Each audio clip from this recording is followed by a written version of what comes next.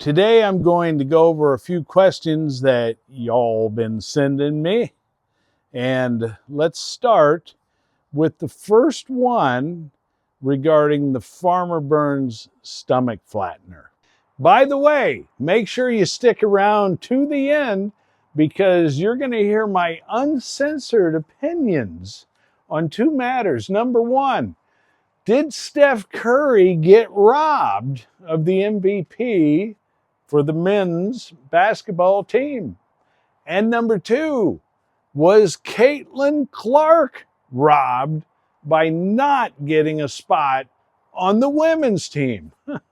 You're gonna love to hear these uncensored rants. The first question is in regard to the Farmer Burns stomach flattener, which I championed in my book, Combat Abs.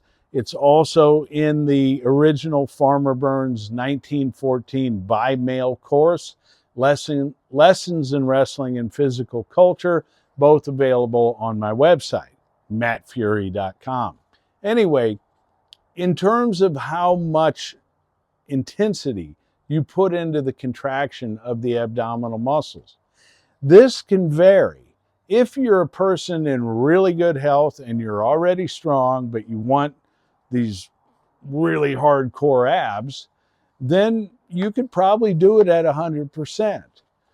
If you're someone who has some issues in the abdominal region, a hernia, maybe some other difficulty that your healthcare provider has alerted you on, well, first of all, you better see if this is something you want to do. Second of all, if you are given the green light to do it, start at about 15 to 20% max. So you don't tense 100%, about 20%. You pull the abdominals back toward your spine. You inhale through the nose, fill the lower cavity, and then make the S sound as you pull the abdominals back toward your spine. This is how to do it. 6 reps is usually enough. You could do more than that.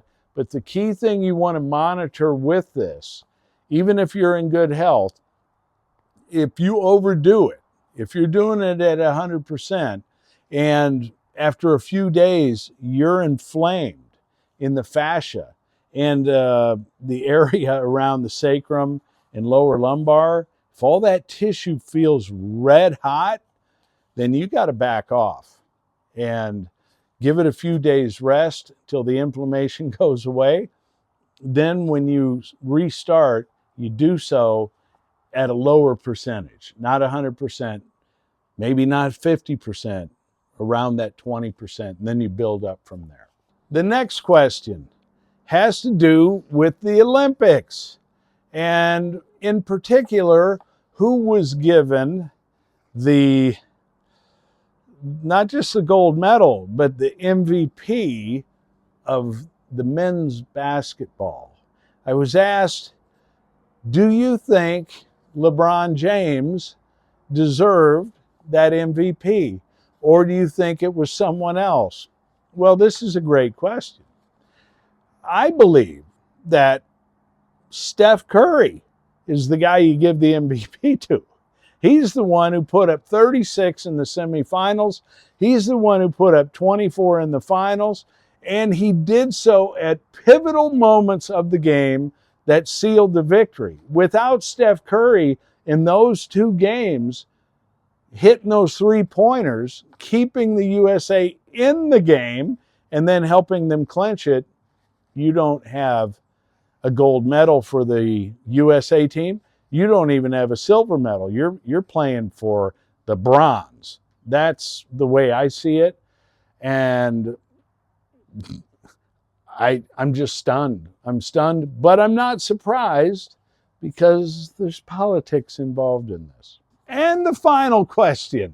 As a former Iowa Hawkeye, I get asked if I think Caitlin Clark got robbed by not being selected as a member of the women's basketball team for the 2024 Olympics.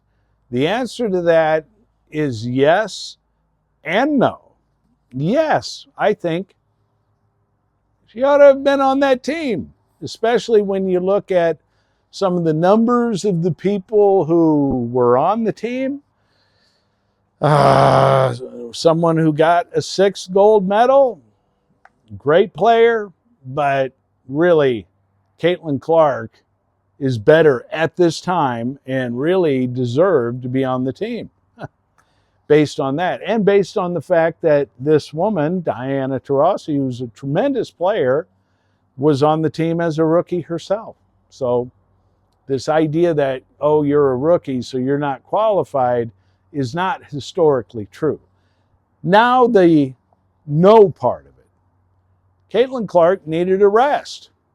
So it's the best thing the Olympic Committee did.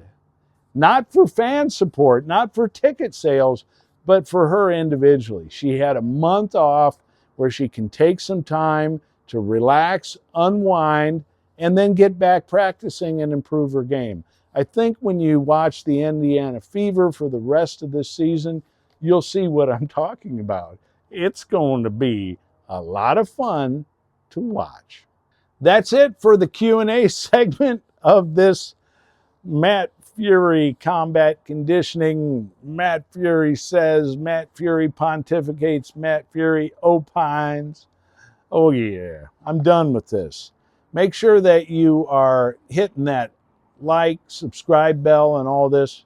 Really appreciate it. And check out all the great products I have at mattfurey.com.